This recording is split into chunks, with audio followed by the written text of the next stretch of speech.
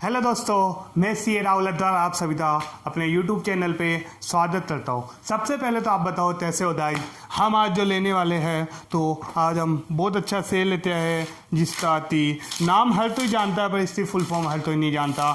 जिस शेयर का नाम है याद करो MRF, जो थी सबसे ज़्यादा वैल्यू था चल रहा है आज सबसे हाईएस्ट वैल्यू जिस शेयर की चल रही है वो है MRF, जिसकी फुल फॉर्म हर कोई नहीं जानता था। जो सबसे पहले हम उसकी फुल फॉर्म बताते हैं। क्या नाम है? मद्रास रबर फैक्ट्री के नाम से। क्यों थी इसका मद्रास रबर फैक्ट्री के नाम से? इसलिए पढ़ाती थी मद्रास में, इसे चेन्नई के अंदर जो मद्रास है वहाँ पे इसने पहला प्लांट स्टार्ट किया था, इसलिए इसका नाम मद्रास रबर फैक्ट्री पड़ा।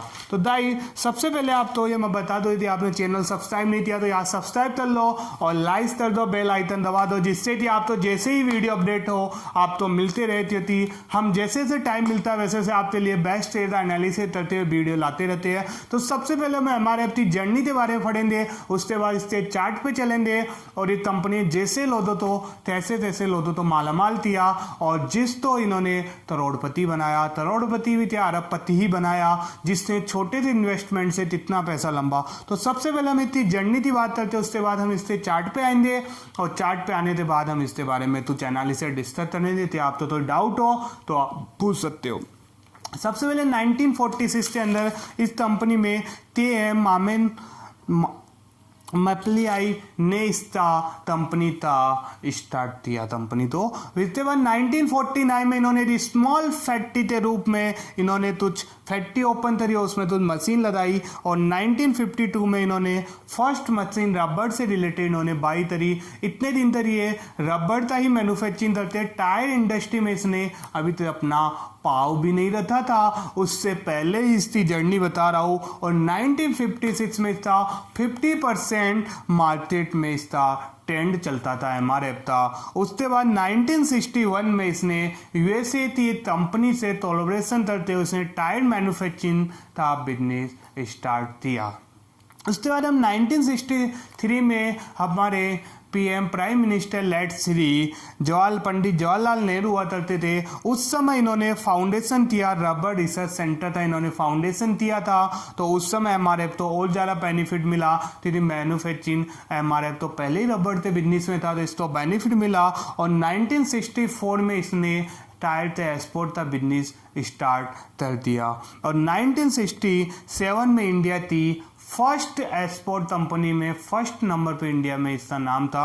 तो फर्स्ट इंडियन कंपनी बन गई एक्सपोर्ट करने में टायर टू USA। तो उससे 1971 में इसने एक फैक्ट्री ओपन करी, तहाँ पे गोवा के अंदर इसने प्लांट ओपन किया मैन्युफैक्चरिंग। और 1979 में इसका टर्नओवर 1 बिलियन करोड़ कर दिया और यही चलते चलते 1984 में इसका टर्नओवर 2 बिलियन तो करोड़ कर दिया। 1984 में मारुति सुजुकी ने मारुति 800 लॉन्च करी। मारुति 800 आज भी हर तो यूज करता, बहुत शानदार गाड़ी था। उस समय मारुति 800 यूज करी, उतना ट्रेंड चल रहा था। उस समय मारुति 800 जैसे लॉन्च करी उसमें MRF के टायर का यूज हुआ। और 1985 में कंपनी 2 व्हीलर के अंदर भी अपना दबदबा पेश किया और अपने 2 व्हीलर के अंदर भी ये कंपनी उतर रही। और 1985 के अंदर इसने 2 व्हीलर के टायर भी बनाना स्टार्ट किया और 1986 में इसको अवार्ड पे अवार्ड मिला MRF। तो इसको क्वालिटी इम्प्रूवमेंट के ऊपर अवार्ड मिला। इससे अलावा इसको कई अवार्ड मिले हैं, वो हम बताएंगे आधे। और 1987 में इसका टर्नओवर 3 बिलियन तो करोड़ कर दिया और नंबर 1 टायर इंडस्ट्री में नंबर 1 कंपनी बन गई इंडिया के अंदर। और 1989 में ये सभी सेगमेंट में टायर के अंदर बहुत सारे सेगमेंट में अपना पावर रख दिया और 1995 में इसका टर्नओवर 15 बिलियन करोड़ कर दिया। इसके बाद इसे 1996 में स्पेशल फैक्ट्री जो थी इससे रिलेटेड मैन्युफैक्चरिंग में पांडुचेरी में इसने ओपन करा और इसके बाद ये मैन्युफैक्चर में डिफरेंट टायर बनाने लगी और 2006 के अंदर इसका टर्नओवर 5000 करोड़ रुपये तो क्रॉस कर दिया। और 2007 के अंदर ऑस्ट्रेलिया जो पीएम थे वो इससे फाउंडर थे और इससे फाउंडेशन से मिलने आए और वहाँ पे देखा थी कैसे एमआरएफ से टायर बन रहे हैं, उसके लिए वो ऑस्ट्रेलिया से पीएम खुद मिलने आए कि क्या इंडिया में एमआरएफ क्या है भैया, ऐसा कौन सा एमआरएफ ने क्या बना रहे थे। यूएसए में उसका नाम चल रहा था जब 1964 में यूएसए में, तो वो साथ साथ इनसे मिलने आए। इसके बाद इसने 2010 के अंदर JD power Asia Pacific award मिला जिसको 10 टाइम्स इन्होंने दैट प्राप्त किया। कस्टमर सेटिस्फेक्शन के ऊपर ये मिलता रहा। इसके बाद इस कंपनी की हम बात करें तो ये कंपनी की जर्नी स्टार्ट थी। इसके बाद 1993 के अंदर ही इस कंपनी ने अपना शेयर लिस्टेड करवा लिया था, जब ये शेयर 11 रुपीज़ में लिस्टेड हुआ था। और आज इसकी वैल्यू बात करें तो आज तो इसकी 63,526 रुपीज़ वैल्यू है। पर किसी ने यदि इसको इन्वेस्टमेंट किया था 1 लाख रुपये 1993 के अंदर, उसकी वैल्यू 2018 अप्रैल के अंदर 74.02 करोड़ रुपये हो गई थी, जब इसने हाईएस्ट लेवल अपना छुआ था 81,425 रुपीज़ 50 पैसा इसने छुआ था। और उसके बाद इसने उस समय सेल आउट नहीं किया, तो कोरोना की वजह से आज उसकी वैल्यू 56.04 करोड़ रुपये याद आई। सबसे पहले कंपनी की हम बात करते हैं, कंपनी थे हम इतनी जर्नी की बात थी, कंपनी शेयर ऑफ कंपनी के फंडामेंटल बात करते हैं। तो सबसे पहले कंपनी फंडामेंटली बात करें तो कंपनी का प्लेज 0% है। कंपनी प्लेज तो ही प्लेज नहीं करती अपना शेयर। और म्यूचुअल फंड की होल्डिंग 11.30% म्यूचुअल फंड में एमआरएफ में इन्वेस्टमेंट किया हुआ है। और इसकी लॉन्ग टर्म बोरोइंग की बात करें, हम इससे लोन्स में आते हैं, डेट पे आते हैं, तो लॉन्ग टर्म बोरोइंग इसकी 1055 करोड़ रुपीज है। वही इसकी करंट लाइबिलिटी 5436 करोड़ रुपीज है। और तब उसमें शॉर्ट टर्म बोरोइंग थी 409 करोड़ रुपीज है। क्रेडिटर 2328 करोड़ रुपीज है। इससे अलावा अदर जो क्रेडिटर हुए। इसी प्रकार करंट असेट की बात करें तो 8321 करोड़ रुपीज है। तो long term borrowing and short term जो करंट लोन लाइबिलिटी है उनसे ज़्यादा है। इसका स्टॉक है समथिंग 3000 करोड़ रुपीज और इससे डेटर है 2400 करोड़ रुपीज थे समथिंग। इस कंपनी का टर्नओवर हम बात करें तो लास्ट 2 ईयर थे समथिंग 16,000 करोड़ रुपये का टर्नओवर रहता है और प्रॉफिट 1,100 करोड़ रुपये की रहता है। दोस्तों मैं आप तो ये नहीं कह रहा कि आप इस शेयर बाई करो, मैं आप इस शेयर का एनालिसिस करता बताया हूँ कि ये सब अपने 50,000 के लेवल तो ब्रेक नहीं कर रहा। पिछले आप 2-3 सालों से देते हो तो ये अपने 50,000 के लेवल तो ब्रेक नहीं कर रहा।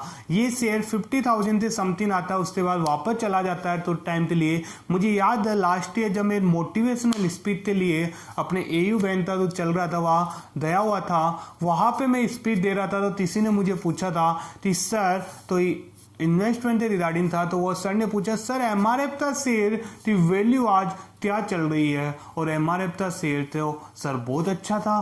तो मैंने उस समय देखा था तो शायद समथिंग 51,000 करोड़ रुपये 51,000 रुपये थे समथिंग था। उसके बाद इसने अभी लेटेस्ट फरवरी 20 के अंदर ही 71,272 रुपये का शेयर हुआ था। उसके बाद ड्यू टू कोरोना ये नीचे आया। तो चलो हम दोस्तों इससे अब चार्ट पे चलते हैं। तो आओ दोस्तों हम इससे चार्ट पे लेते चलता हूँ मैं आप तो।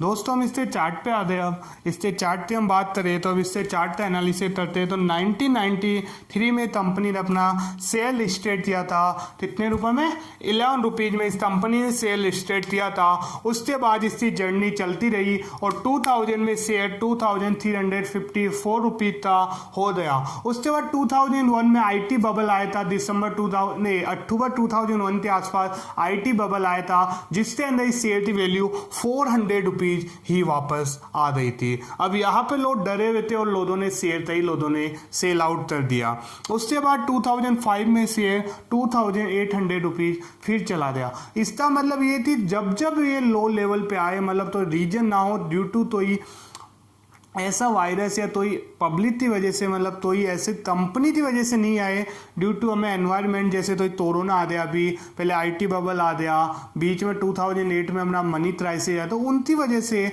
उसके बाद 2016 में अपना वो आया था अभी डिमोनेटाइजेशन, उसकी वजह से तो शेयर नीचे आता तो कंपनी का स्टोन है तो और ज़्यादा इन्वेस्टमेंट आप तो करना चाहिए। तो 2001 में ये आया 85, 2007 में 7,800 के आसपास चला गया और 2008 में जो मनी प्राइसेज आए थे उसकी वजह से 1,635 मतलब 80% ये शेयर डाउन आया।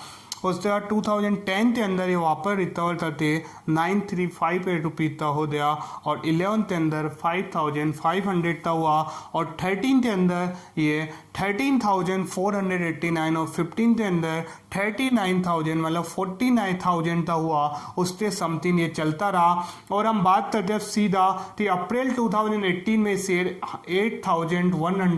81,425 रुपीज़ 50 पैसे का आया। जो हमने कहा कि 1993 में जिसने 8 लाख रुपए इन्वेस्टमेंट किया था उसका 30 अप्रैल तो वैल्यू 74.02 करोड़ रुपये उसकी वैल्यू हो गई थी। उसके अलावा फिर हम बात करें तो 918 में 63 और ये चलता रहा। फरवरी 20 में 71,270 था। ड्यू टू कोरोना की वजह से 1 महीने के अंदर ये 50,000 से समथिंग आ गया, पर आज इसकी वैल्यू 63,526 रुपीज़ वैल्यू है। पर ये आज की डेट में जिसकी त्यो आया था कोरोना की वजह से आया था। ये कोरोना जैसे चला जाता है तो ये वापस अप जाएगा। मैं नहीं कह रहा कि आज इस शेयर तो बाई करो, इस शेयर तो साल में एक बार, ईयर में 1 या 2 बार इस शेयर हमेशा डिप पे आता है। 50,000 से समथिंग आए बाई कर लो, 60,000 समथिंग आए सेल कर लो। आप सोचो कि 1 लाख में आज इन्वेस्टमेंट कर दूँ, 25 साल बाद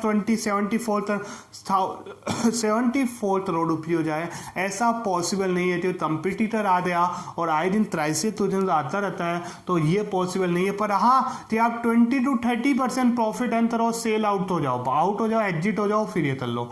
और उसके बाद हम बात करें और टुडे यदि इसने सेल नहीं किया तो उसकी वैल्यू आज 56.04 करोड़ रुपये समथिंग 18 करोड़ रुपये डाउन आ गई। तो दोस्तों ऐसा ही शेयर मार्केट में चलता रहता है, अप्स एंड डाउन होता रहता है। फिर भी हम यदि जब डाउन आए उस समय हम तो इन्वेस्टमेंट करना चाहिए, जबकि हम उसको एग्जिट नहीं करना चाहिए। हम क्या करते हैं, एग्जिट कर जाते हैं। तो दोस्तों ऐसे ही मैं आपके लिए जैसे जैसे टाइम मिलता है वैसे वैसे मैं आपके लिए अच्छे से अच्छे शेयर के लिए एनालिसिस लेके आता रहता हूँ। यदि आप चेक कर लो तो डाउट हो तो आप पूछ सकते हो। तो मैं ऐसे एनालिसिस आपके लिए लाता रहता हूँ। तो सबसे पहले यदि आपने चैनल मेरा सब्सक्राइब नहीं किया तो सब्सक्राइब कर लो और बेल आइकन नहीं दबाए तो वो भी दबा लो, जिससे कि जैसे मैं आपके लिए अपडेट लेते आऊँ तो आप तो मिल जाए और आप ऐसे माला माल हो और हर बार आप प्रॉफिट की अर्न करते रहो। मेरी दुआएं और ऊपर वाले की दुआएं, आपके दर बड़े बुजुर्ग सबकी दुआएं आपके साथ रहे कि हम पैसा तो सब तो कमाना है, हर किसी नीड होती है, तो क्यों ना हम भी कुछ पैसा एक्स्ट्रा इनकम हो जाए तो बेस्ट है। तो गाइस और बाय।